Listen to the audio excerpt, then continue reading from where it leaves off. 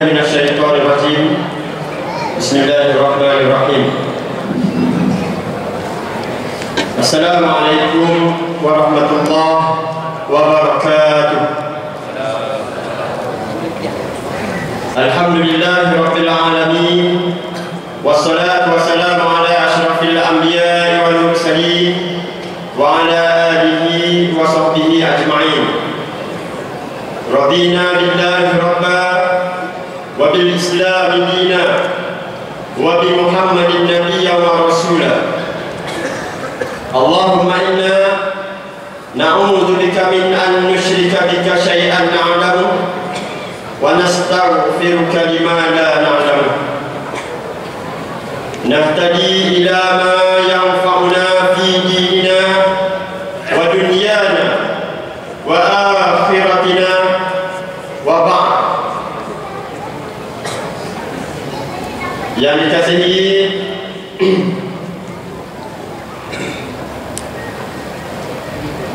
para pejuang pembebasan Palestin yang tercinta, muslimin dan muslimat, ikhwah dan akhwat, saudara-saudari, adik-adik yang datang daripada segenap penjuru tanah air, daripada seluruh semenanjung, hampir seluruh semenanjung Malaysia pada malam ini, ahli-ahli konvoi pembebasan Palestin, ahli-ahli Aqsa Sharif, ahli-ahli Viva Palestina Malaysia, sahabat-sahabat daripada haluan, daripada JIM, dan seluruh sahabat-sahabat muslimin muslimat yang senantiasa menyanjung dan menyokong tinggi perjuangan kepada pembebasan Palestin pada malam ini. Untuk itu, jutaan terima kasih dan ribuan syabas diucapkan kepada tuan-tuan dan puan-puan di atas kesudian untuk terus berkunjung ke tempat di Dewan Masjid Sultan Salahuddin Abdul Aziz ini untuk kita sampai kepada kepuncak daripada program yang telah kita anjurkan daripada awal pagi tadi, bermula daripada Qiyam mulai di Masjid Wilayah Persekutuan Kuala Lumpur, diikuti dengan konvoi yang bermula daripada pukul 9 pagi tadi dan berakhir sehingga pukul 7 malam tadi yang baru saja berakhir. Dan alhamdulillah masih lagi kita kelihatan di sini di hadapan kita turut bersama pada malam ini anggota-anggota konvoi yang masih lagi segar bersemangat pada malam ini untuk meneruskan agenda perjuangan yang akan berakhir pada malam ini. Sebenarnya perkataan berakhir itu amatlah tidak bagus untuk digunakan sebenarnya bagi para pejuang pada malam ini, sebab yang mana yang berakhir pada malam ini itu adalah tandanya bermulanya perjuangan yang panjang.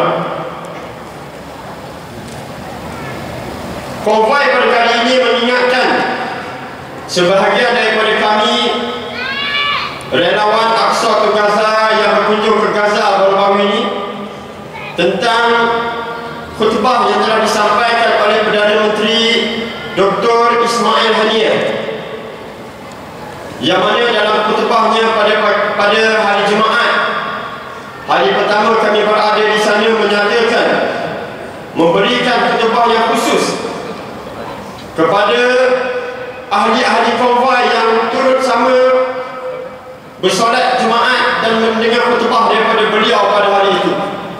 Antara kata-kata beliau yang disebutkan ialah, pada hari ini dengan kedatangan ahli-ahli konvoi ke bumi Gaza ini, katanya, seluruh penduduk Palestin berada dalam keadaan cukup gembira. Seluruh penduduk Palestin menyambut lambaian tuan-tuan ini dengan penuh rasa bangga dia. Dan pada hari inilah sebenarnya kamulah yang mendahului kami dia dalam perjuangan ini, walaupun pada hakikatnya mereka lah yang mendahului sebenarnya. Kemudian dengan kata-kata itulah maka yang menyebabkan kami hari ini mengimbau kembali peristiwa itu, yang mana di bumi Gaza ataupun Gaza sentiasa menarik minat bagi sesiapa saja yang baru pertama kali menjejakkan kaki ke bumi Gaza. Nescaya sekali dia pijak kaki di Gaza, insya-Allah akan selamanya perasaan untuk datang kembali akan tetap berada di situ. Jadi tuan-tuan, saudara-saudari, para pejuang sekalian, moga-moga apa yang kita lalui pada hari ini, sama ada peserta-peserta konvoi maupun mereka-mereka yang menyokong daripada luar, yang tidak sempat untuk menyertai konvoi pada hari ini, menjadi titik tolak dalam perjuangan untuk melihat seluruh penduduk Palestin ini bergembira. Dan yang kedua, yang paling besar adalah untuk melihat seluruh bumi Palestin itu dimerdekakan sepenuhnya daripada penjajah Zionis Israel. Jadi sebagai mukadimah kita pada malam ini, untuk kita meneruskan agenda yang panjang pada malam ini, saya menjemput saudara Hafizuddin Abdul Mufti daripada Aqsa Sharif Shah Alam untuk memperdengarkan bacaan Al-Quran daripada surah Al-Baqarah, bermula daripada ayat 83 hingga ayat 90. Dipersilakan.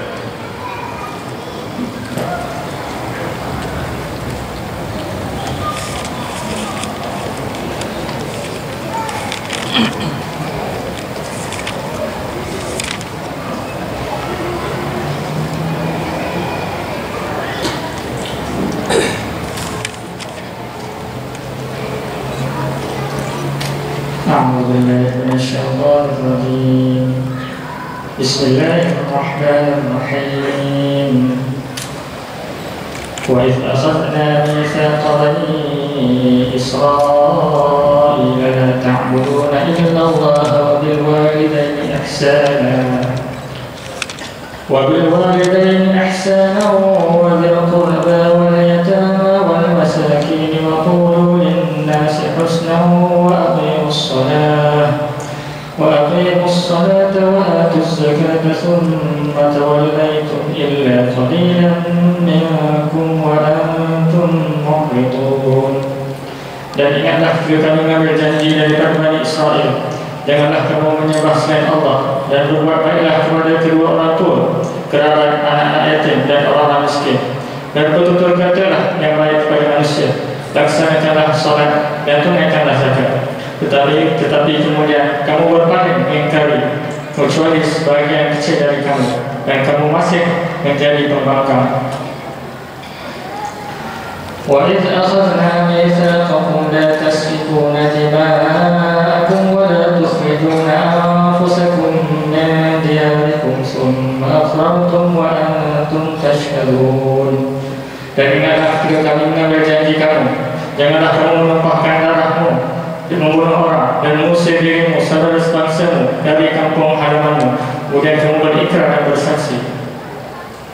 Summa antum haulai taqtuluna anfusakum wa tukhrijuna fariqan minkum min diyarihim tadhaharuna 'alayhim bil ithmi wal 'udwan wa in ya'tukum usara tufaduhum wa huwa muharramun إخراجهم أفتؤمنون ببعض الكتاب وتكفرون ببعض فما جزاء من يفعل ذلك منكم إلا خزي في الحياة الدنيا ويوم القيامة يردون إلى أشد العذاب وما الله بغافل عما تعملون.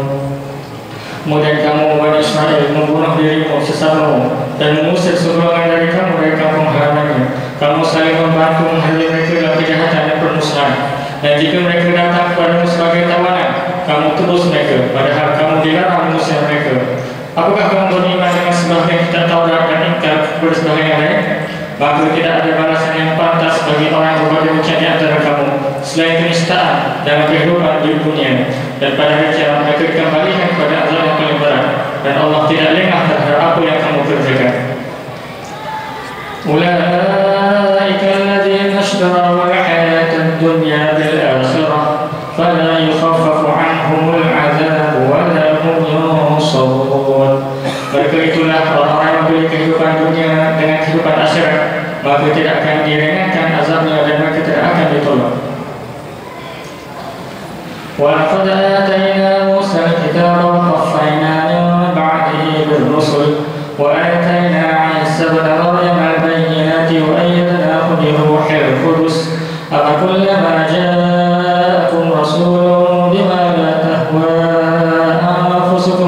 اسtakbartum fafariqan kadzdzabtum wa fariqan taqtulun.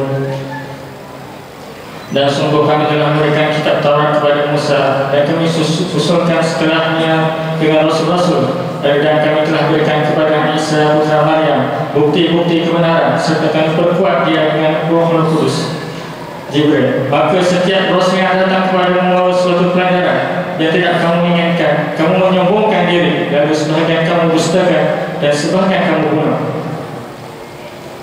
Wa qalu qulubuna ghulf bal la'anahum Allah bi kufrihim fa qalilan ma yu'minun. Dan mereka berkata, hati kami tertutup. Tidak, Allah telah melaknat mereka itu kerana keingkaran mereka, tapi sedikit sekali mereka yang beriman.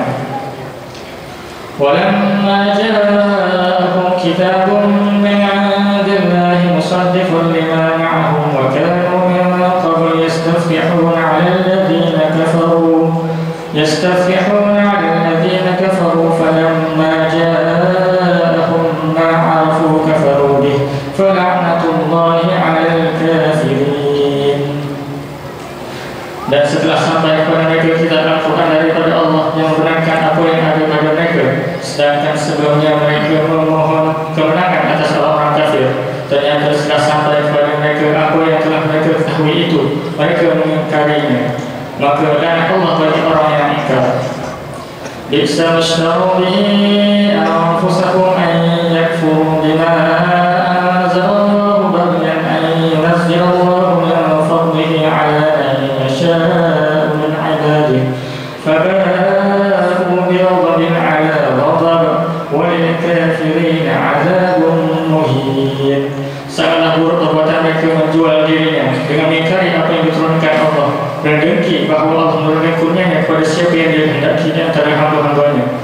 Kerana itulah mereka menanggung kemurkaan demi kemurkaan, dan kepada orang-orang kafir ditimpakan azab yang menghinakan. Sadaqallahul azim.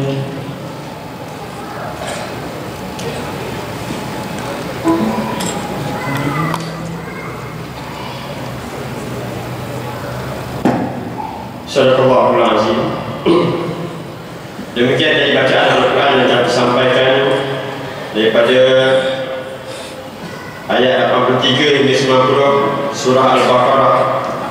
Terima kasih lagi sekali diucapkan kepada saudara Abdul Mukti sebagai mukadimah kepada program Malam Pembebasan Palestin kita pada malam ini. Untuk meneruskan lagi acaranya, suka untuk saya menekankan di sini dan ataupun memaklumkan di sini bahawasanya malam pembebasan Palestin yang dilakukan pada malam ini adalah bersempena dengan konvoi pembebasan Palestin yang telah dijalankan pada siang hari tadi dengan dianjur oleh Aqsa Sharif Berhad dengan kerjasama FIFA Palestina Malaysia. Jadi dalam konvoi pada kali ini yang julung-julung kali ini dianjurkan oleh Aqsa Sharif, sebenarnya kita dapat menyaksikan penyertaan yang amat memberangsangkan daripada ramai pihak, terutamanya daripada kalangan pemuda dan pemudi. Dan begitulah lumrah alam barangkali, pemuda sangat memainkan peranan. Dan kita tengok dalam pembebasan Palestin pada hari ini pun, apa yang berlaku dalam revolusi di negara-negara Arab sedikit sebanyak akan menyumbang kepada revolusi terbaru, kepada pembebasan Palestin sebenarnya. Untuk maklumat tuan-tuan barangkali yang belum mendengar cerita daripada apa yang berlaku daripada revolusi ini, insya-Allah pada minggu ini dijaga pintu sempadan Rafah akan dibuka, akan mudah dibuka untuk selama-lamanya. Dan yang keduanya, dalam perjanjian juga dinyatakan bahawa rakyat Gaza kemungkinan akan boleh keluar masuk ke Mesir tanpa menggunakan pasport. Kalau rakyat Gaza ataupun Palestin boleh keluar masuk ke Gaza tanpa menggunakan pasport, insya-Allah satu hari nanti juga barangkali kalau kita pergi ke Mesir, kita juga akan dapat masuk ke Gaza tanpa menggunakan pasport, insya-Allah. Dan saya yakin ramai di kalangan tuan-tuan barangkali semua yang ada di sini pada malam ini sentiasa menginginkan dan sentiasa berhajat sebelum menutup mata kita, barangkali kita nak tengok paling-paling tidak sekali kita dapat solat di bumi di Masjidil Aqsa. Betul atau tidak? Betul. InsyaAllah. Jadi untuk itu acara seterusnya kita nak dengar persembahan daripada kumpulan Khalif. Untuk itu saya mempersilakan sebagai mukadimah persembahan kita pada malam ini bersempena dengan malam pembebasan Palestin ini, persembahan daripada kumpulan Khalif. Silakan.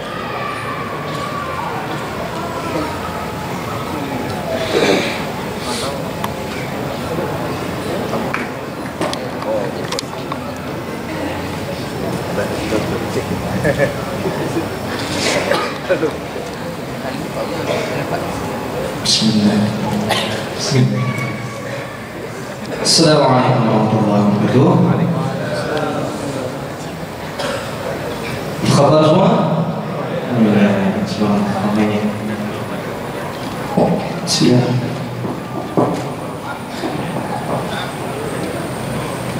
Kami dari Kumpulan Khalif kita bawa persembahan secara akapela dalam jauhnya akapela. Jadi insyaAllah dengarkan pembukaan.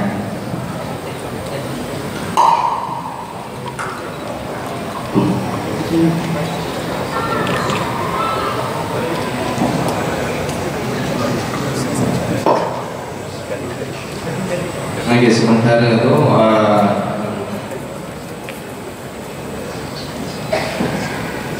kita tes tu.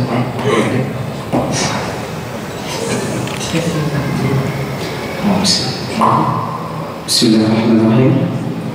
Kita Bismillahirrahmanirrahim. Bismillahirrahmanirrahim. Muhammadu ya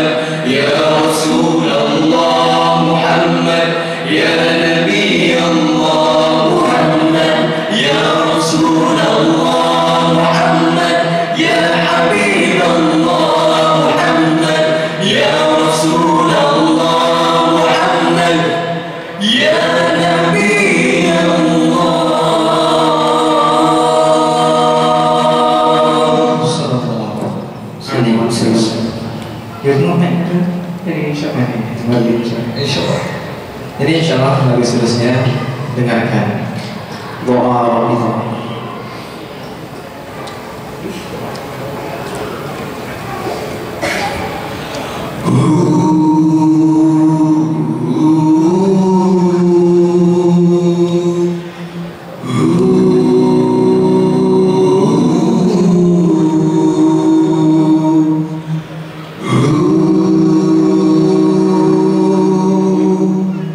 Sesungguhnya engkau tahu bahwa hati ini telah berpadu berhimpun dalam naungan cintamu, bertemu dalam ketaatan, bersatu dalam perjuangan, menegakkan syariat dalam kehidupan. Sesungguhnya engkau tahu bahwa hati telah berpadu berhimpun dalam naungan cintamu, bertemu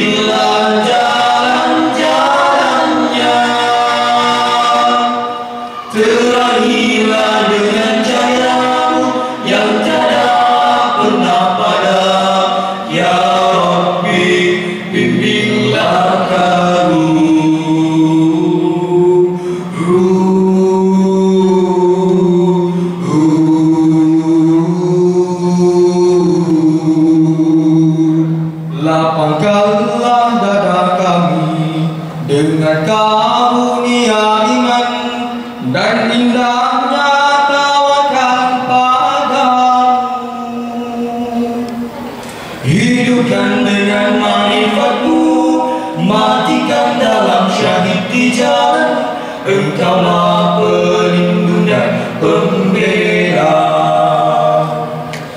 Lapangkanlah dada kami dengan karunia iman dan indahnya tawakal padamu.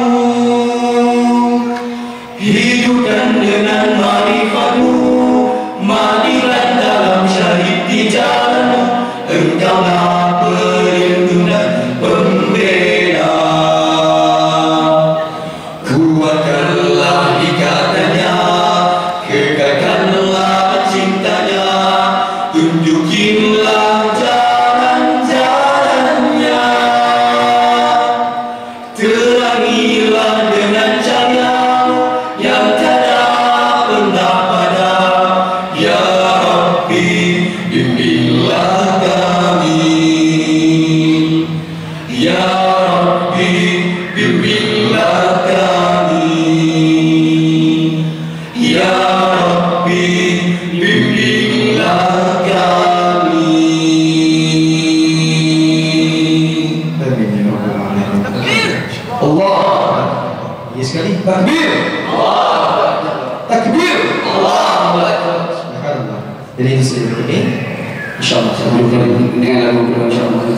Assalamualaikum warahmatullahi wabarakatuh. Takbir. Allah.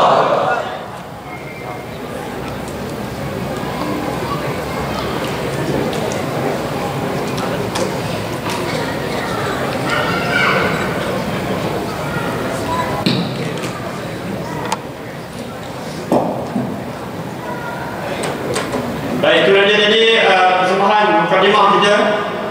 Dan insyaAllah akan ada susulan lagi lepas ni lebih kemas dan lebih mantap lagi barangkali. Jadi boleh kita lanjutkan lagi dan sanggup tuan-tuan untuk tunggu semua sampai ke akhir. Terima kasih. Baik, atas kesanggupan itulah saya ingin menjemput seterusnya untuk tuan-tuan menyaksikan sedikit tayangan slide berkenaan dengan Nakbah Palestin ini, dan seterusnya akan disusuli dengan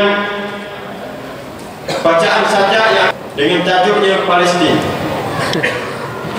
Assalamualaikum warahmatullahi wabarakatuh. Assalamualaikum warahmatullahi wabarakatuh. Apa kabar? Alhamdulillah. Apa kabar? Alhamdulillah. Apa kabar saudara-saudara kalian di kampung? Rasa-rasa semuanya sehat? Rasa-rasa semuanya sehat? Ya. Tapi bagaimana saudara-saudara kalian di Palestin? Adakah mereka sehat? Adakah mereka sehat? InsyaAllah iman mereka sehat. Sekadar satu pertanyaan. Mungkin kalian boleh mendengar saja ini dalam keadaan memikirkan dua perkara. Yang pertama, adakah kita ini seorang pejuang atau sekadar penumpang di atas jalan perjuangan? Dan satu lagi, kalian mengatakan kita dan saudara kita di Palestin itu bersaudara.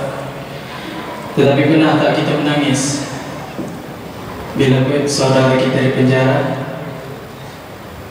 Apabila saudara kita menderita, sebagaimana saudara kita yang ke kampung, apabila kita dengar sahaja berita kematian, aksiden, wahimah jatuh tangga pun terasa di hati. Tapi di Palestin, adakah kita terasa? Ya Palestin, namamu disebut di alam mimpi. Manusia-manusia di luar kotak jajahanmu dialun dengan cerita nasionalisme hingga lupa soal agama dan marwah. Itu kisah Palestin. Ini Malaysia. Sana ada pemerintah, bukan negara kita. Ya Basrin, engkaulah contoh ketidakbersamaan kami. Air masih umat masih meleleh, ke pipi dipupuk punggung lembut oleh Yahudi. Bila akan bangun, aku tidak tahu. Adakah aku di alam mimpi? Aku tidak tahu. Minta tolong kepada sesiapa yang telah terbangun, tolong kejutkan kami, kerana Palestin tanggung jawab kami. Tanya, adakah kita masih bermimpi? Berita dunia belum habis. Remote ditekan, TV ditutup, lampu ditutup, aircon dibuka, selimut ditarik, terus umat Islam tertidur. Tanpa sedar, di hujung dengkuranmu ada rintihan saudara di Palestin. Assalamualaikum warahmatullahi wabarakatuh. Bismillahirrahmanirrahim. Alhamdulillahirabbil alamin. Wassalatu wassalamu ala asyrafil anbiya'i wal mursalin wa ala alihi wa sahbihi wa man tabi'a bi da'watihi ila yaumil din. Yang dikasihi lagi dihormati Ustaz Prof. Fazli yang kami panggil beliau dengan panggilan Mesra Ustaz Wafak yang mengusikan hadis rasmian penutup konvoi pembebasan Palestin. Para aktivis sekalian, Assalamualaikum warahmatullahi wabarakatuh. Bila saya tengok hadirin yang berada di hadapan saya boleh buat satu kesimpulan. 90% daripada anda berumur di bawah 30 tahun. Betul?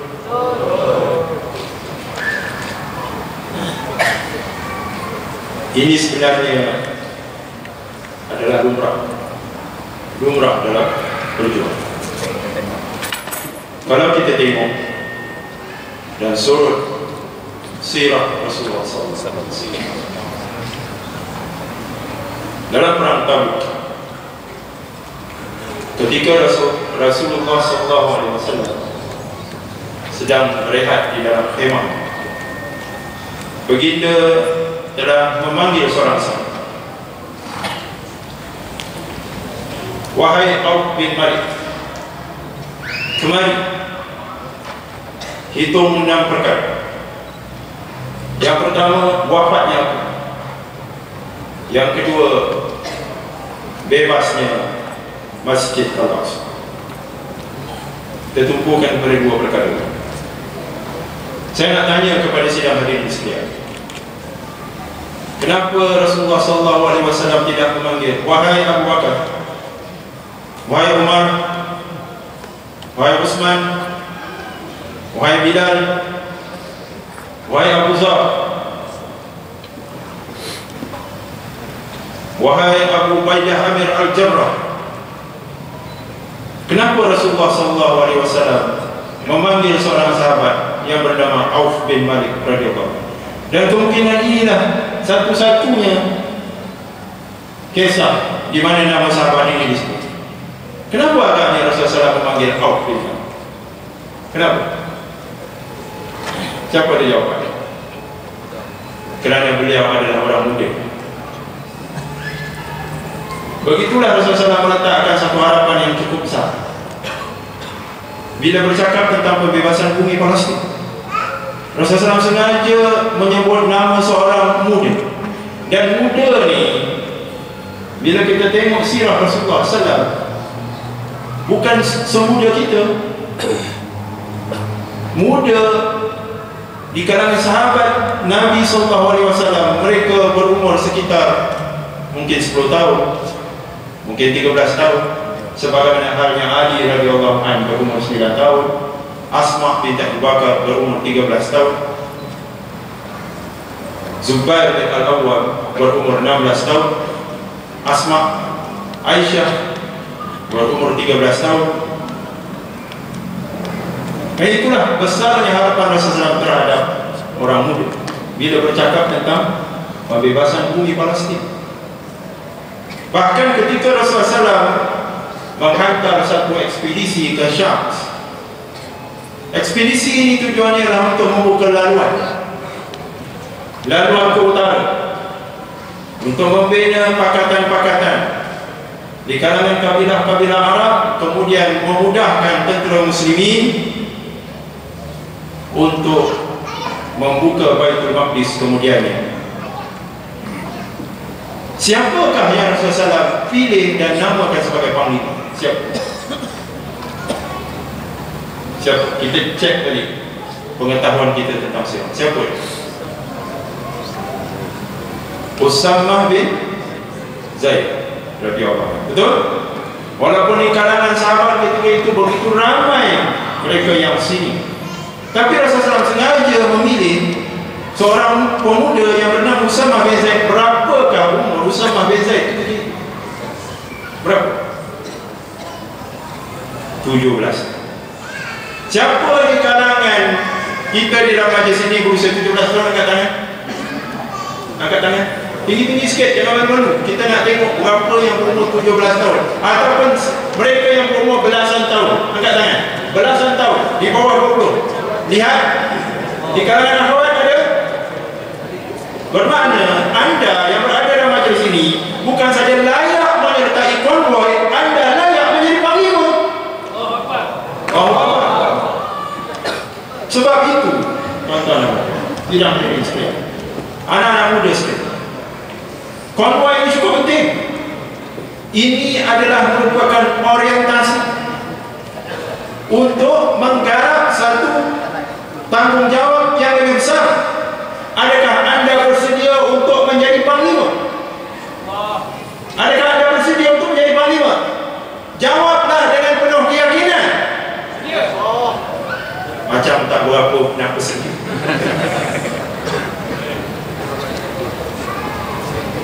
Anak-anak muda sekali, saya diberi masa yang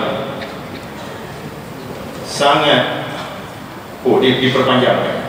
Ustaz Rofa cakap macam ni, maknanya diperpanjangkan, dia tak buat macam ni. Jadi maknanya diperpanjangkan. Baik, kisah ini saya nak cerita beberapa kisah menunjukkan betapa hebatnya orang muda. Anak-anak muda kenal siapa dia Muhammad Al-Fatih? Siapa dia Muhammad Al-Fatih? Dialah yang membuka kota Konstantinopel, Istanbul pada hari itu, bukan? Baik.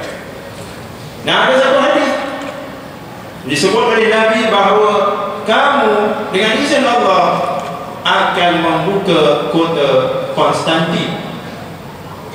Ianya akan dibuka oleh tentera yang terbaik, dipimpin oleh raja yang paling baik. Nah, ini hadis ini disebut oleh Imam Bukhari, hadis sahih. Dan Muhammad Al-Fatih ini mempelajari hadis ini ketika dia masih kecil, usia dia 10 tahun. Dan ketika hadis ini dibacakan kepadanya, Muhammad Al-Fatih bertanya kepada guru dia, "Wahai guru, ada tak Nabi tanya siapa dia yang buka kota Konstantin?" Dia nak tahu, kok dah Nabi sebut namanya secara khusus. Maka dijawab oleh guru dia, tidak. Nabi hanya mengatakan dia kota ini akan dibuka oleh tentera yang terbaik, terpilih, dipimpin oleh raja yang paling baik dari kalangan mereka. Maka Muhammad Al-Fatih yang berusia 10 tahun, dekat sini ada tak anak-anak yang berumur 10 tahun? Angkat tangan. Anak-anak yang 10 tahun ada tak? Angkat tangan. Ada. Bayangkan, cuba anak-anak muda sekalian tengok tu, seorang anak kecil yang pakai baju merah. Just try. Betul? Just try. Betul tak? Baju pun menunjukkan bahawa ni is willing to try. Tumpukan perhatian kepada anak yang berumur 10 tahun. Berapa nama? Siapa nama? Jebek kuat-kuat. Ni nak jadi panglima ni. Jebek kuat-kuat. Ayah dia tolong beritahu siapa nama. Abdul Muhaimin. Sila lihat kepada Abdul Muhaimin. Bayangkan Abdul Muhaimin bercakap kepada guru dia, wahai guruku, orang yang dimaksudkan oleh Nabi itu adalah aku. Bayangkan Abdul Muhaimin berkata kepada guru dia, yang disebut oleh Nabi itu, wahai guruku, tak syak lagi adalah aku. Adakah dia bermain-main ketika dia membuat pengakuan ini? Tidak. Kerana ketika dia berusia 28 tahun, dia memimpin 250,000 orang pemuda untuk menggempur kota Konstantinopel. Dan tercapailah angan-angan Abu Ayyub Al-Ansari radhiyallahu anhu yang syahid dalam beberapa percubaan awal untuk membuka kota Konstantinopel 800 tahun sebelumnya. Dia telah berwasiat kepada para sahabat, kebumikan aku di bawah tembok-tembok Konstantinopel, supaya aku mendengar tapak kaki kuda tentera muslimin ketika mereka menggempur dan membuka kota ini. Dan Abu Ayyub Al-Ansari mendengarnya 800 tahun kemudian, iaitu pada tahun 1453. Tentera yang dipimpin oleh tak lain dan tak bukan, iaitu Muhammad Al-Fatih, ketika dia berusia 20. Maka ayahandanya kepada Abdul Muhaimin dan juga ayahanda-ayahanda lain yang membawa anak-anaknya bersama-sama, inilah wawasan kita. Kalau mereka tak jadi pun Muhammad Al-Fatih, mereka akan menjadi salah seorang daripada 250,000 tenteranya yang akan membuka Baitul Maqdis. Allahu Akbar. Saya ajak anak-anak muda sekalian, mari kita telusuri balik sejarah perjuangan Rasulullah SAW. Kerana kita akan mendapat begitu banyak inspirasi yang akan membakar jiwa-jiwa orang muda untuk menyambut cabaran bagi melaksanakan suatu tuntutan yang masih belum tertunai. Apa dia? Iaitulah Rasulullah SAW berpesan kepada kita semua. Apakah pesannya? Ziarah dan solatlah di Masjid Al-Aqsa.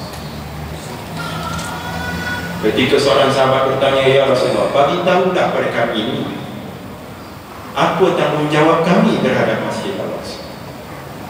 Sebab Nabi SAW dalam peristiwa Isra, transitnya di mana? Masjid Al-Aqsa. Dan Nabi pula menyebut kepada Auf bin Malik, wahai Auf, kemari. Ditunggu 6 perkara. Pertama, wafatnya aku. 2, dibuka Baitul Maqdis. Rasulullah terus memberikan isyarat demi isyarat. Dan satu lagi, Nabi menyebut kepada seorang yang bernama Tamim bin Aus Ad-Dari. Ini seorang sahabat penduduk Baitul Maqdis yang pertama masuk Islam. Nabi SAW telah berwasiat kepadanya bahawa aku wakafkan kepada kamu Al-Khalil, iaitulah kota yang selalu dirujuk dalam menurut terma rujukan Israel sebagai Hebron. Tapi nama sebenarnya adalah Al-Khalil. Kerana apa? Kerana Ibrahim Khalilullah dimakamkan di sana. Rasulullah telah mewakafkan Al-Khalil kepada Tamim Aus Ad-Dari ketika Baitul Maqdis masih lagi berada di bawah pendudukan dan penjajahan Rom. Lalu sahabat bertanya, Rasulullah seolah-olah memberikan isyarat bahawa tempat ini begitu penting, masjid ini begitu tinggi kedudukannya. Lalu sahabat tolong bagi tahu kepada kami, ya Rasulullah, tolong bagi tahu apa tanggungjawab kami terhadap Masjid Al-Aqsa, sehingga kau memberikan pesan demi pesan, pesan demi pesan, sehingga kau mewasiatkan kepada Tamim bin Aus Ad-Dari. Apa jawab Nabi? Ziarah dan salat dan pesan. Lalu apabila Nabi berpesan sedemikian kepada sahabat, ziarah dan salat dan pesan, ada tak sahabat memberikan alasan? Ya Rasulullah, tidakkah kau tahu sekarang ni Baitul Maqdis ditawan oleh Rom? Adakah mereka memberikan alasan seperti itu? Tidak. Nabi suruh sahabat ziarah dan salat dan dalam keadaan masjid ditawan. Berarti pesan Rasulullah ini ditujukan kepada kita juga. Sebagaimana masjid itu ditawan ketika itu, begitu jugalah masjid sekarang ini ditawan. Maka tuntutan untuk ziarah dan solat di dalamnya juga adalah merupakan tuntutan di atas itu. Dan sejak daripada itu, para sahabat bermimpi.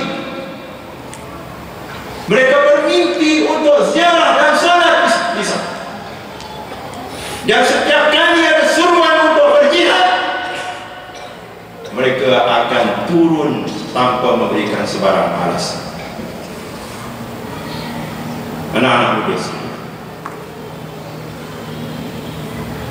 balik ni bacalah Al-Maghazi. Apa itu Al-Maghazi? Kisah-kisah peperangan. Orang muda kena baca kisah-kisah peperangan. Apa kita baca ini? Apa kita baca ini? Apa? Kita tak membaca langsung.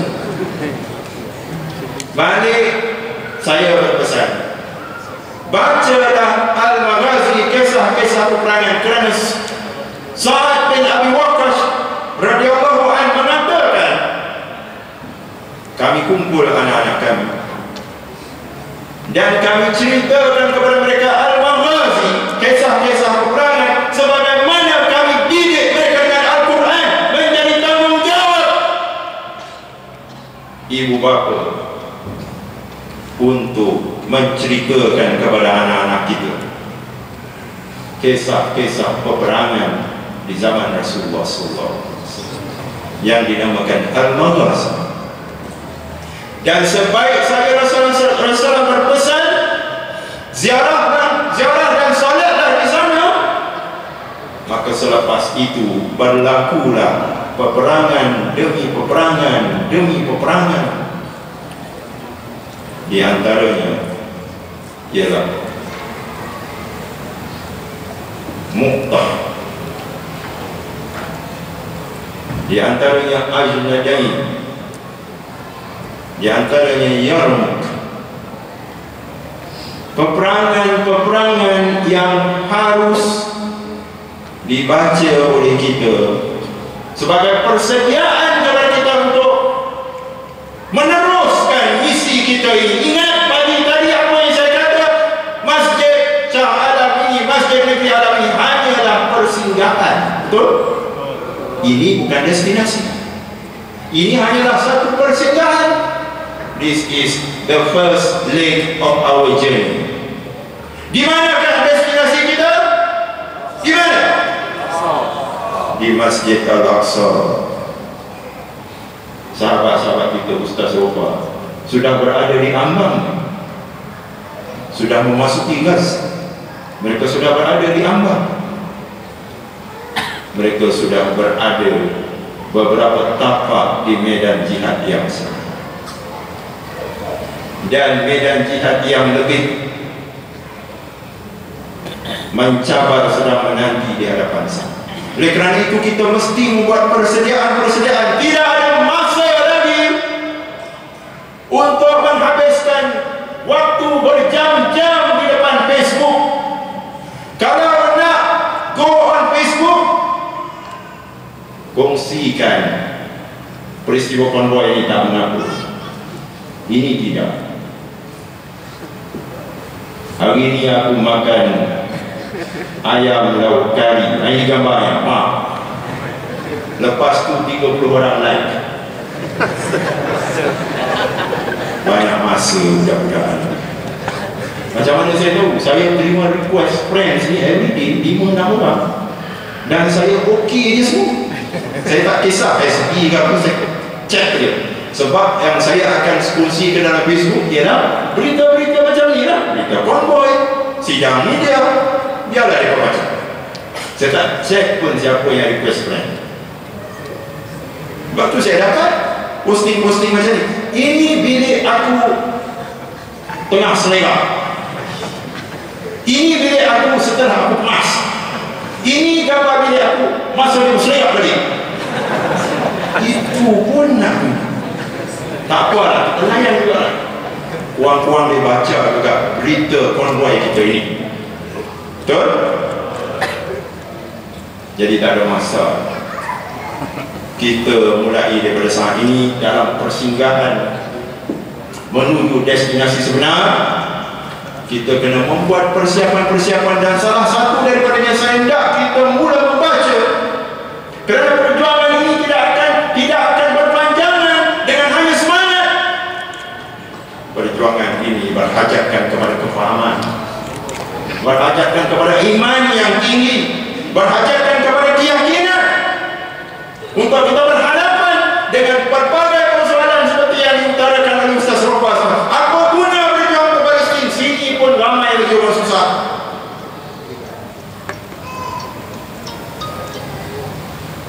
Dalam peperangan ini anak-anak sekalian,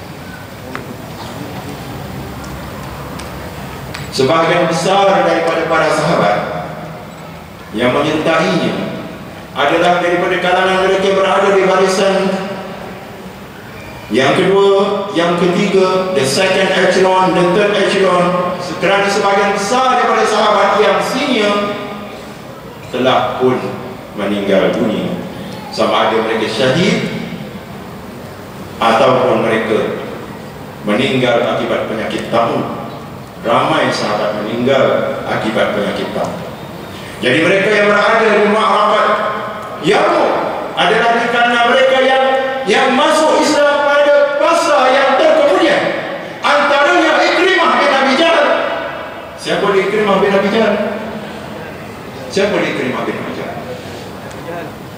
Ikrimah bin Abi Jahal lah yang bersama-sama Khalid ibn Walid mengalahkan tentera muslimin dalam peperangan Uhud.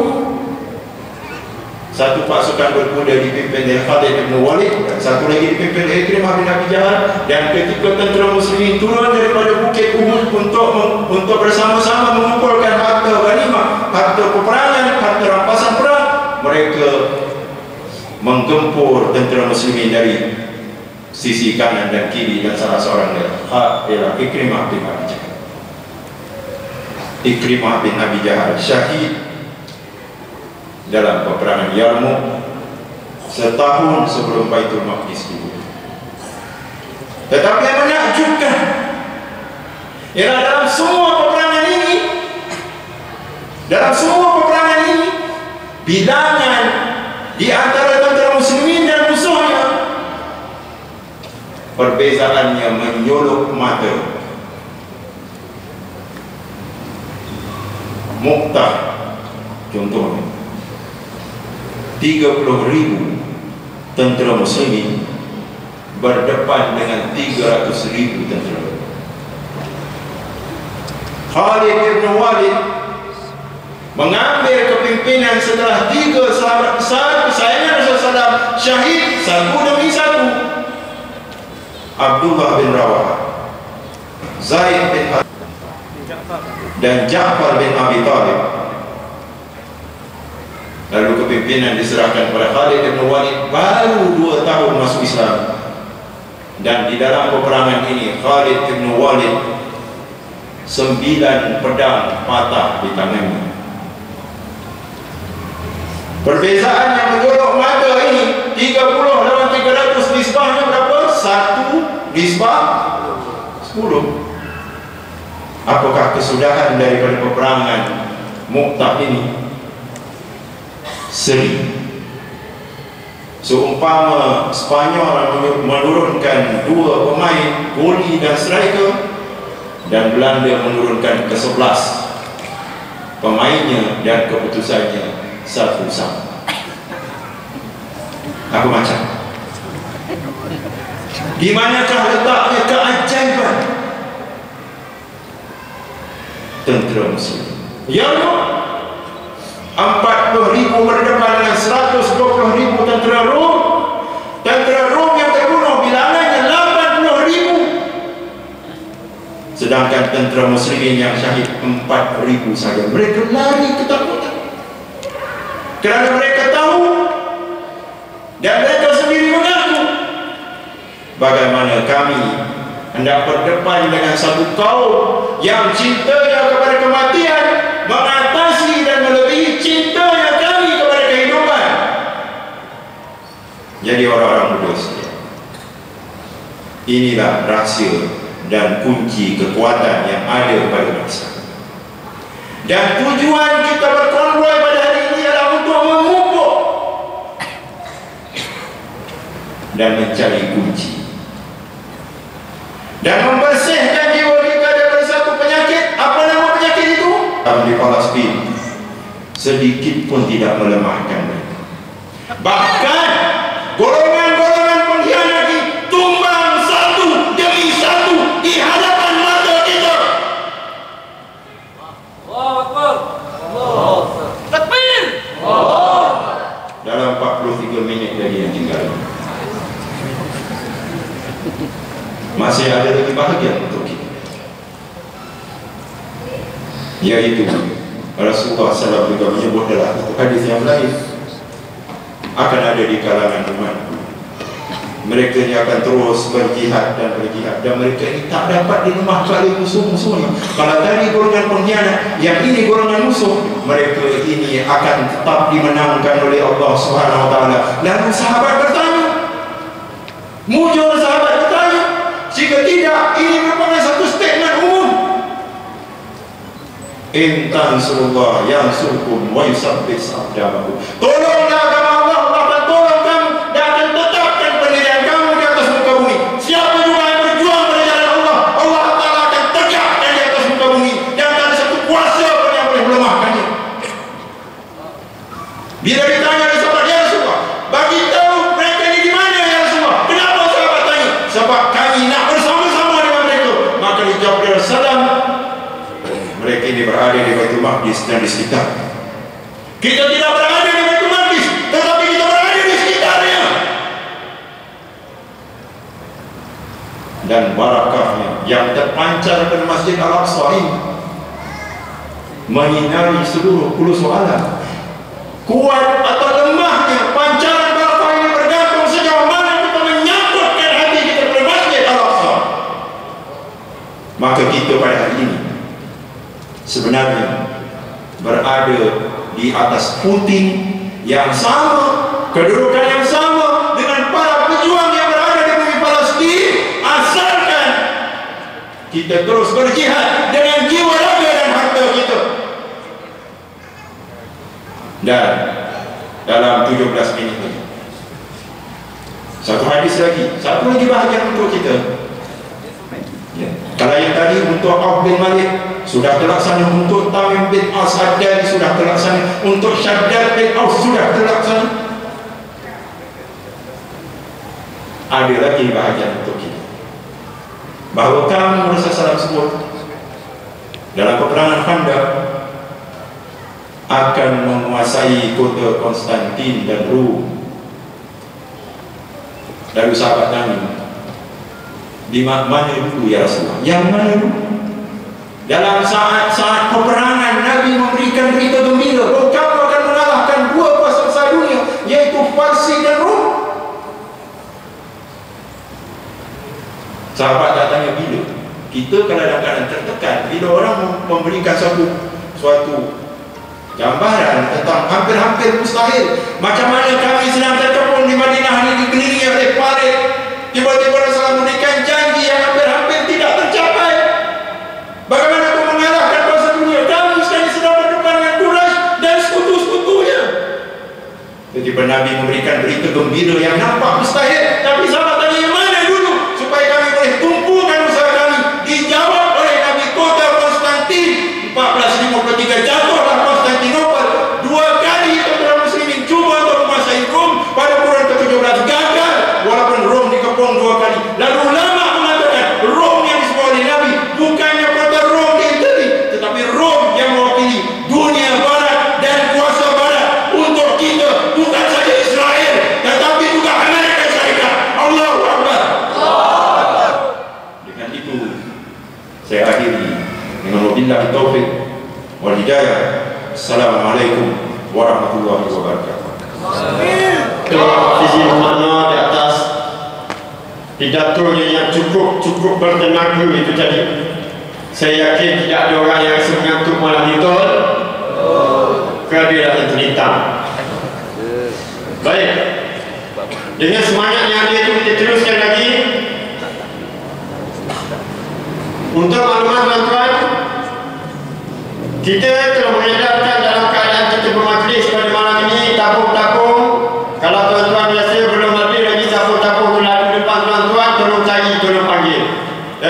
Tapi kalau ada lagu jangan buat tak nampak. Pastikan kalau tak boleh, tak mampu nak masukkan RM1, RM10 pun tak boleh. Kalau tak mampu 20, 50 pun tak boleh. Yang penting setiap orang menyumbang dan setiap orang ada sahamnya dalam perjuangan Palestin. Jadi sambil-sambil tuan-tuan menyumbang, sambil-sambil juga saya ingin menjemput lagi sekali kumpulan Khalif untuk membuat menyambung persembahannya. Silakan. Adakah kau lupa kita pernah berjaya? Adakah kau lupa kita pernah berkuasa? Memayungi 2/3 dunia, merentas benua, melayar samudra. Keimanan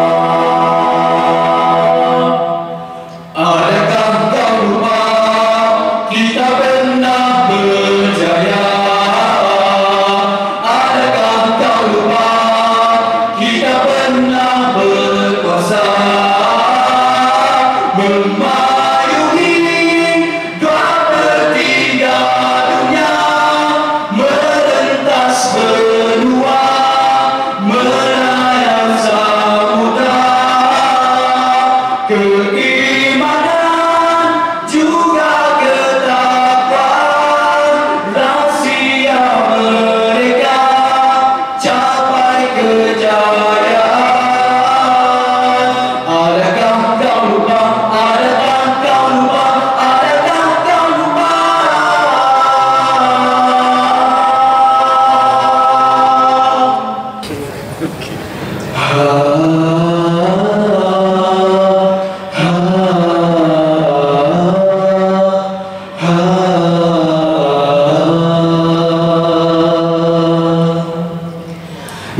Allah, ya Tuhanku,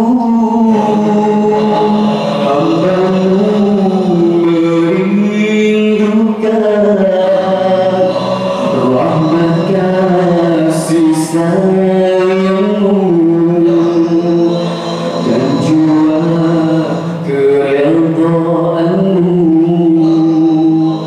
dalam hidupku. Meskipun ku ulangi dosa-dosa yang menjanjikan azab sengsara, namun ku sedari keampunan tidak untuk diriku akui.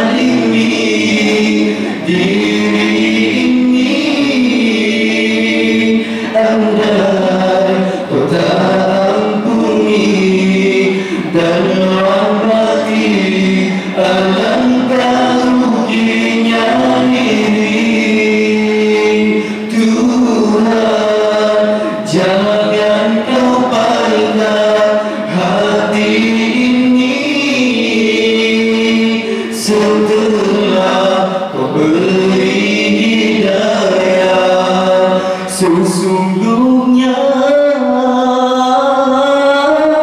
Kau Maha Pengasih, meskipun ku ulangi dosa yang menjanjikan sengsara, namun ku sedari keampunan tidak bertepi. Ku akui hamba mungkin pada janji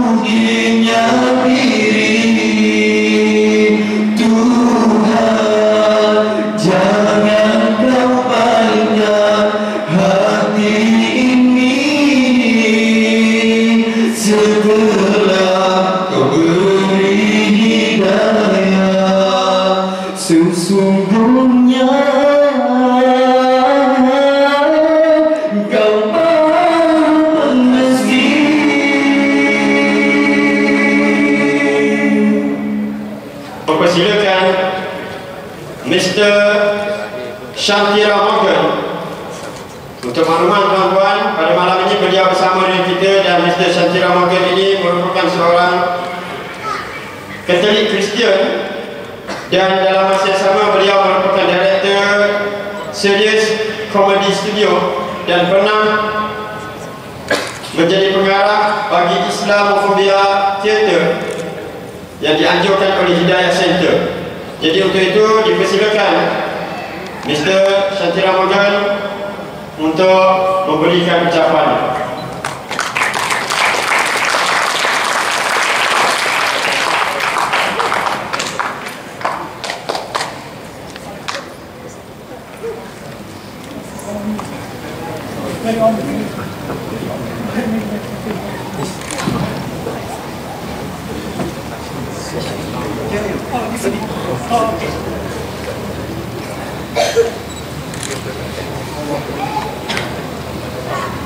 Selamat malam, nama saya Morgan.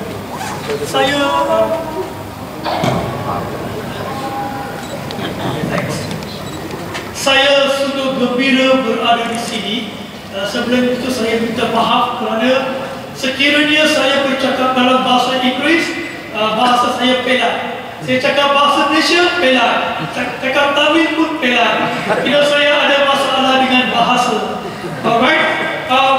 Saya datang hari ini untuk mengucapkan ini. I feel so insignificant because I see Mr. Samar Said here. Saja. This is something like Saja. Di depan dia, oh my God. Alright. And it is indeed an honor actually. So anyway, let me start. Wahai Yahudi, aku harap kau insaf. Kita dicipta sama rupa, sama taraf. Tengok hidup aku sama seperti engkau. Tengok perut aku sama seperti engkau. Tengok, kita disenari matahari yang sama. Kita dibasahi hujan yang sama. Kita dijangkiti penyakit yang sama. Kita disusahi oleh malapetaka yang sama. Tengok, kita dikurniai alam yang sama. Kita dilindungi Tuhan yang sama. Namun begitu, mengapa engkau menyerbu dan memburu, membina penempatan baru, membina tebing baru di tanah milik aku tanpa rasa malu atau pilu?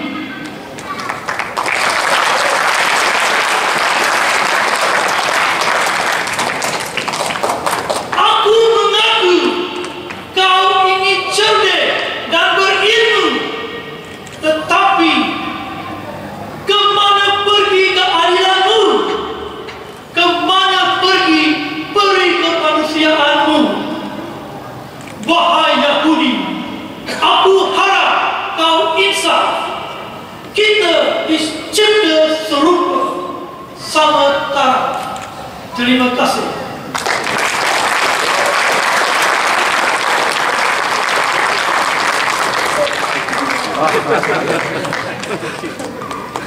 Tahniah, Mr. Morgan.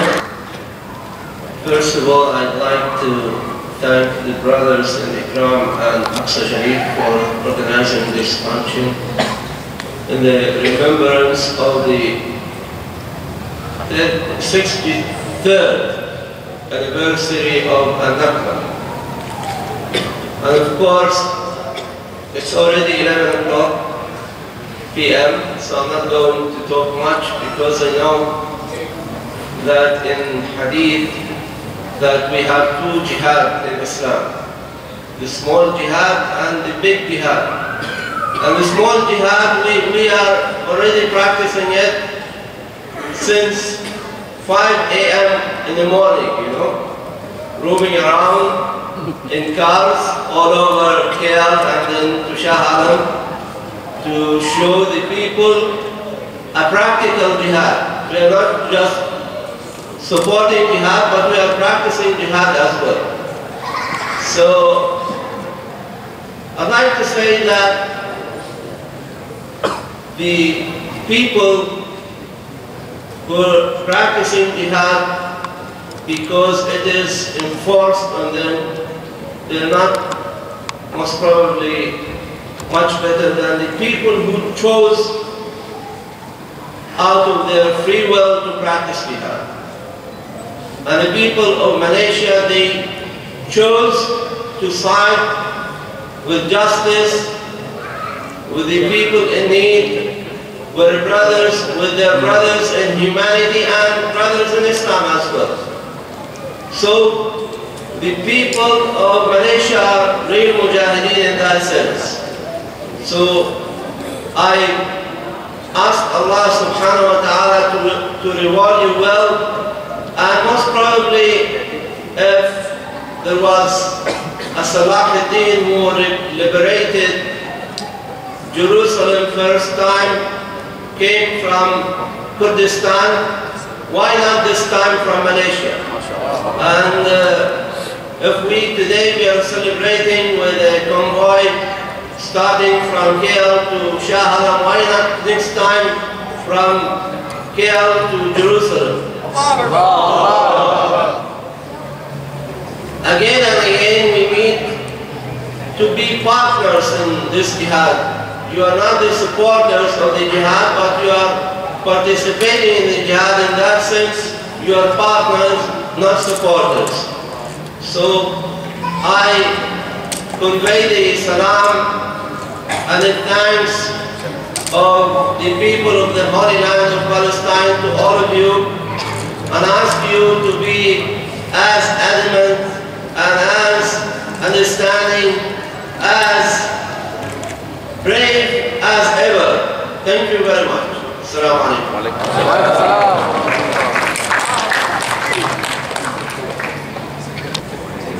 Bismillahirrahmanirrahim.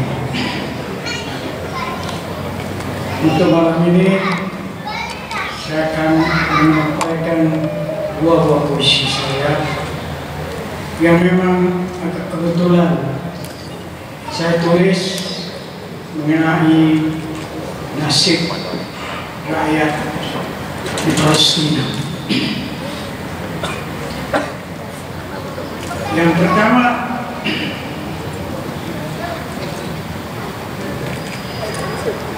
saya tulis tahun 2002.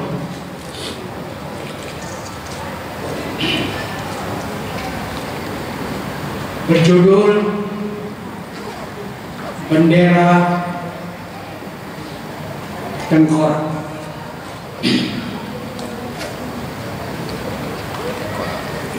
Bendera Tengkorak menyala semula lidah lancang membakar batin tanah Palestina yang terlalu kau yakin hanya hak penentu di tanganmu saja. Dan di hadapan podium kini engkau seringai kepala tujuh mengaumkan kasar kekuasaanmu. Memarahkan daging nyala bara, sengaja meluka dan mempersenda arwah pejuang-pejuang Palestina, menimbulkan sebanyak amarah di hadapan runtuhan desa mereka yang kini berterusan dimusnahkan. Dan kini kau di tengah dewan gila dan di sekelilingmu patuh berdiri, buas dan padu menyetujuimu sejak awal kau memukau mereka. Tapi mesti kau dibenarkan sebuah istana dengan perabot bersejarah diinjak-injak potret Wira Marwani, merakamkan kasut-kasut liar kuasamu, menginjak nasib rakyat di Palestina. Mesti ke jarak potret di dinding menghimpun watak-watak yang bijaksana. Bangsa dibiarkan berganding megah menyaksi tindak bongkak geloko dan buas pemimpinmu yang semakin musuhi laga. Kau seolah semakin menjadi lebih daripada segala rakyat di Palestina.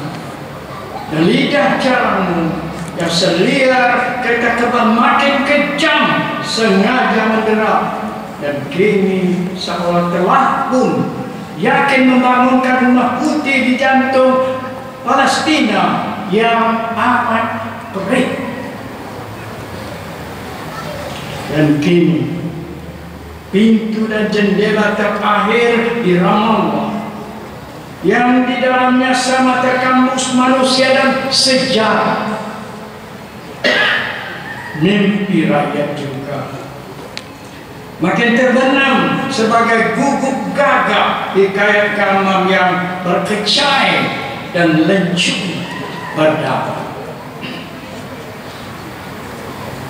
Dan seratusnya kau tanam penghinaan menyuburkan sebagai dewa Allah. Dan kini kau berazam mendewakan pula kereta kebal sebagai penjerit Al-Uzza. Kau kira bebal masyarakat dunia, kau nyalakan perang yang panjang yang tak dapat sesihatnya diwaraskan. Kau kibarkan bendera tengkorak di tengah peradaban yang bergolak. Tapi ternyata kau terlupa. Sementara kau perpanjang kuasamu, rakyat Palestina secekalnya mewajarkan derita, menghimpunkan api beran yang ngeri, ledakan yang sentiasa bersedia setiap kali memekat merah, dan dalam sunyi terus menjeritkan pesan mereka. Percayalah, tangan derita mereka akan mencekal tahtamu, dan di mana setelah wira Palestina yang gagah berselera merata mengumpul racun pendendam lain.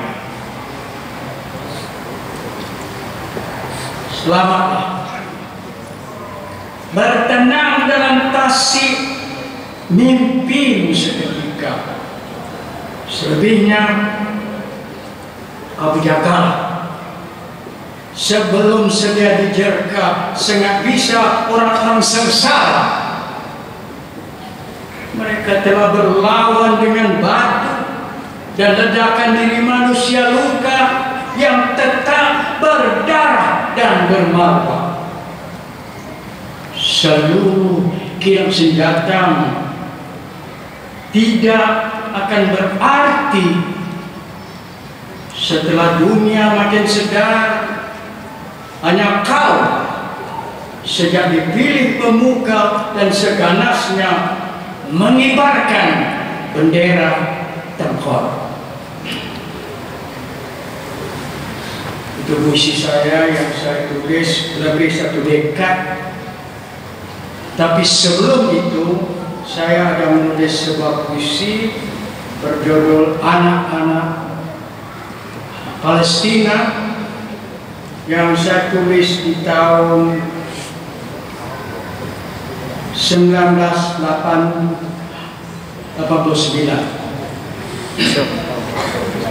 Puisi ini sempat dideklamasikan dalam suatu majelis penuntut derma bagi kebajikan rakyat Palestina. Judulnya anak-anak Palestina. Anak-anak di Palestina buminya rekah dan resah, dicengkam senjata dan dengki. Batinnya terasa rosak dicakar dendam yang ngeri. Dan kini mentari tenat dan remuk cinta ditelan sekamalam, bumi Palestina cacakan sakit, senang racun merentak napasnya. Antara duri dan kerikil mencengkam, tempur dan cuma bersangga, mulut-mulut muda terus berjalan. Anak-anak Palestina yang resah, bara-berang mengunyah alamnya, meletakkan watak dan wajah derita paling sengsara. Bunga-bunga kering berapungan dalam buah berontak, kekacauan menggigit kalau jiwa cacat dan cemar, getir dan perih, gigil dan hangus, nisan yang nisan, api yang api, api dan api. Anak Palestina bentengnya cekal, bapak-bapak nazar di sisi pusara, ibu-ibu asuhi warisan garam, mereka tenaga gempa yang panjang menggugat tank, kopter dan peluru, menggelorakan wira yang syahdu. Musafir Palestina yang termasa mendobrak peragut akar watan, mereka pewaris sabar dan wajah, mengasihi setiap pasir buminya, melawan taufan syaitan yang merasuk pelusuk buananya, penuh dendam. Mereka bertahan tajam dan menyala. Mereka kawam marah yang paling merah dan sengaja.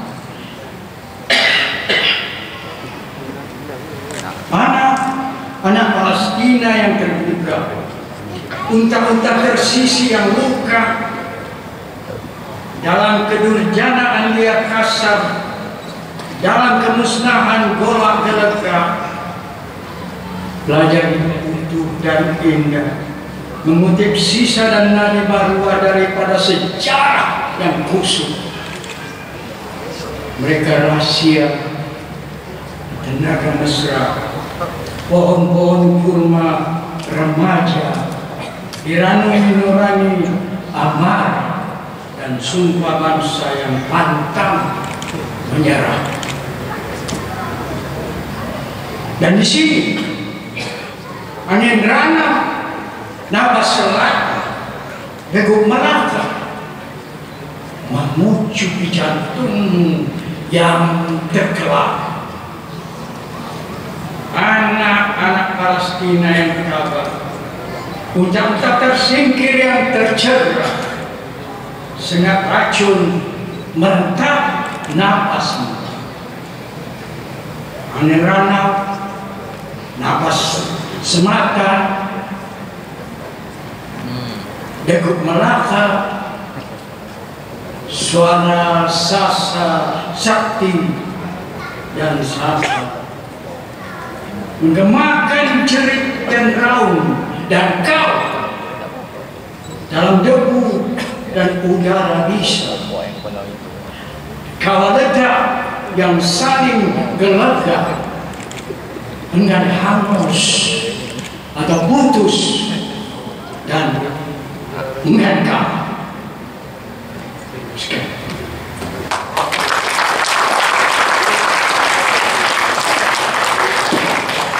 Terima kasih Datuk.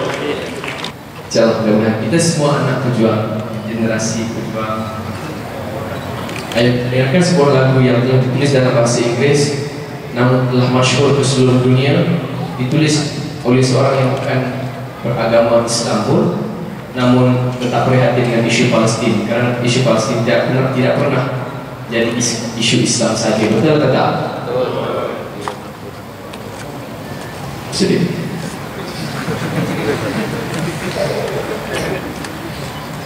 Lagu Michael Hart.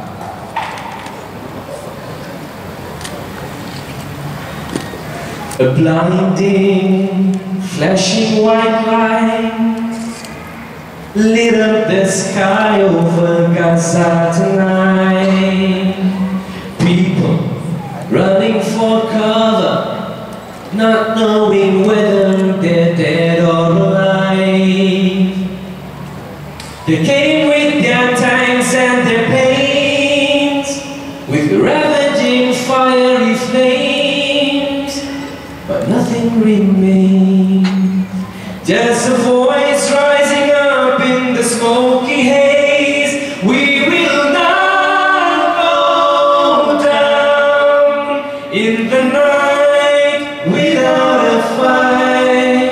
You can burn up our mosques and our homes and our schools, but our spirit will never die. We will not go Gaza tonight. Tujuan masa syarif takbir. Takbir.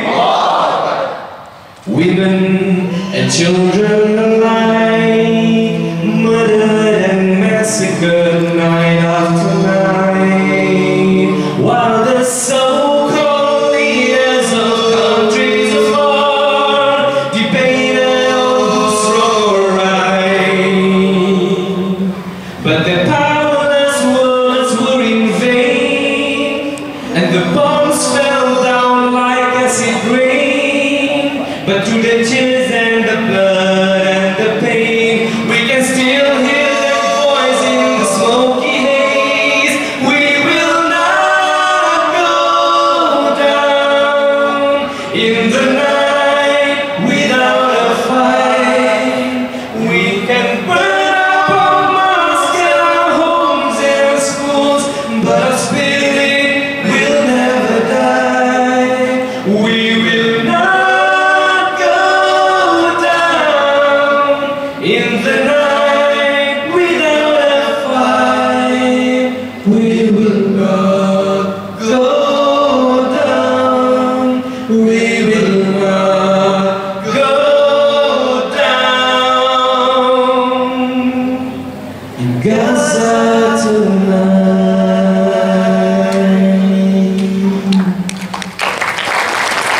Bismillahirrahmanirrahim.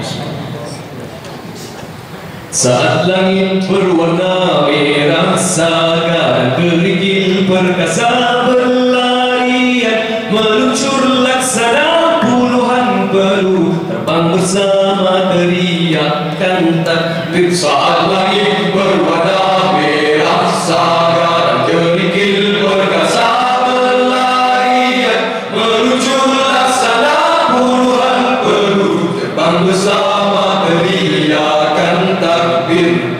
Semua menjadi saksi atas langkah keberanianmu. Kita juga menjadi saksi atas keteguhanmu. Ketika Yahudi membantaimu, bela berkesimpan di tanah airmu, mewangi harumnya dengan darahmu, membebaskan bumi di hak Palestina. Perjuangan telah kawan dengan jiwa, syahid dalam cintanya.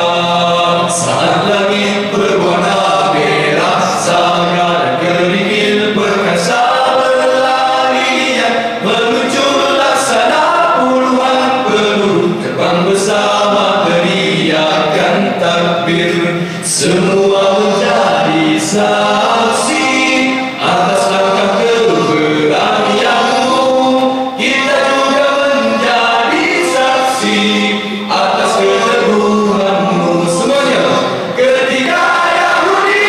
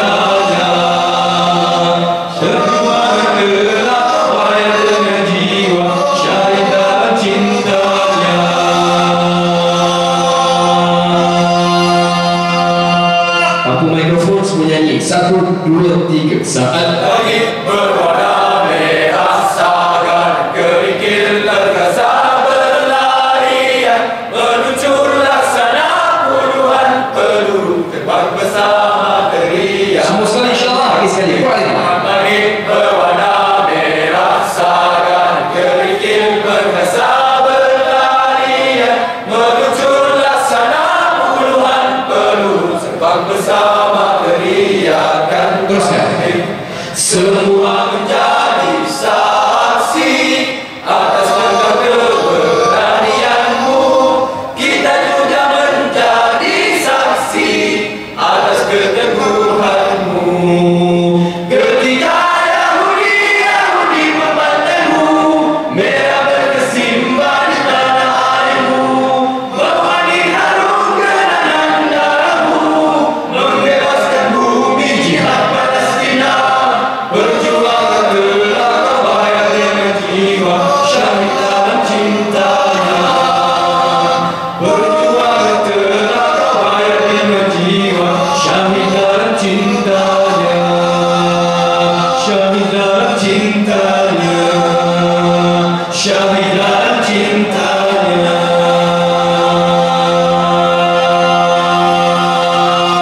Takbir. Allahu Akbar.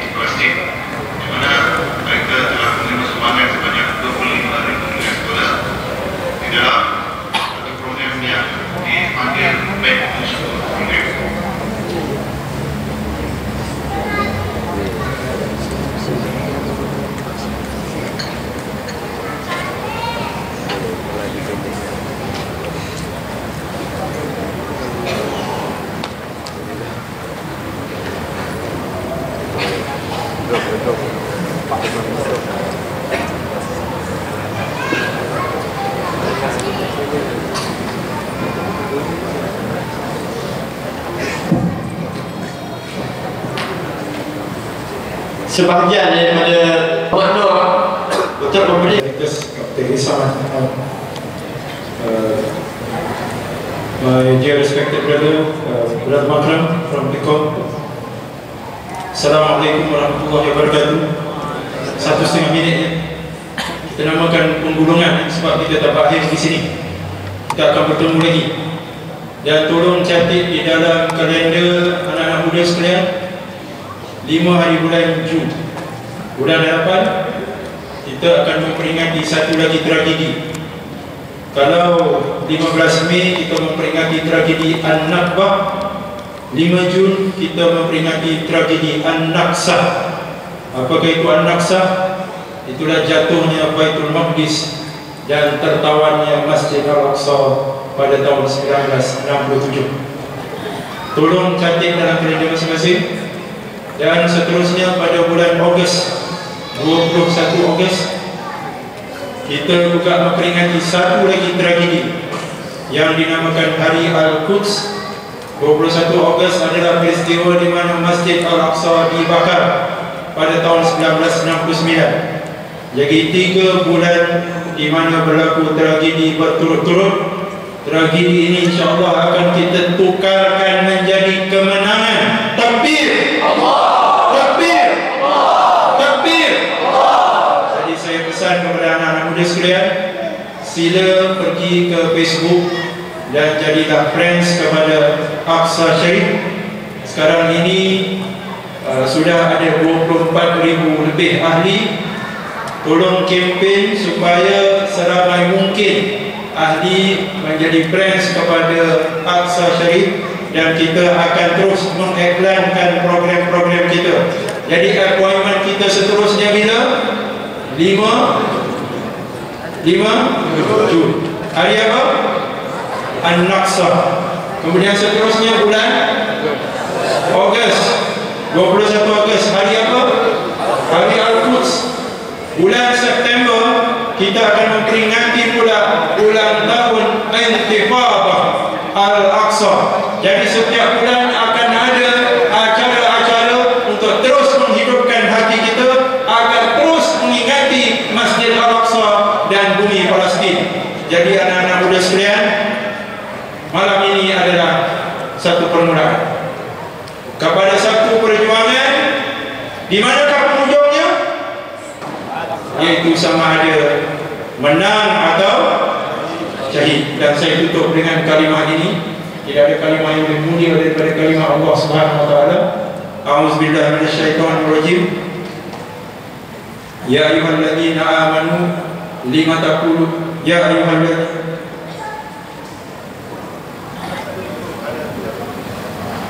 Ya ayyuhalladzina amanu hal adullukum ala tijarah tunjikum min adzabin alim tu'minuna billahi wa rasulihi wa tujahiduna fi sabilillah bi amwalikum wa anfusikum dzalikum khairul lakum in kuntum ta'lamun yaghfir lakum dhunubakum wa yudkhilkum jannatin tajri min tahtiha al-anhar wa masakin thayyibatan fi jannati 'adn dzalikal fawzul 'azim wa ukhra tuhibbunaha nasrun min Allah wa fathun qarib wa basyiril mu'minin.